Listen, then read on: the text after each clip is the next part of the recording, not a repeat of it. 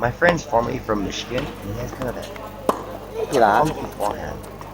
When he hits it really well, it comes off really flat. Sorry. Don't break it down.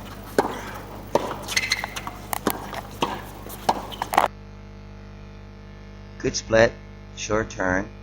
Let's move to the ball, misjudged it. That one kind of flew, and we're gonna break off wide.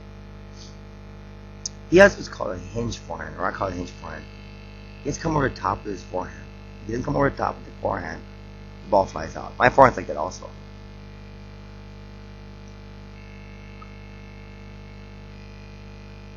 Alright, first we have the classic stuff.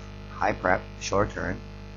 As we move to the ball, got good shoulder turn, good step in the ball. And if you look at it closely, in the first pane you see the hand, second pane you see the wrist, and the third pane, okay?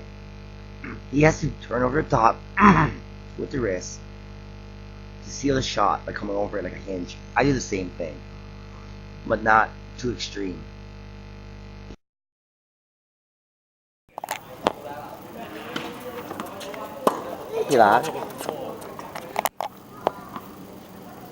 Sorry.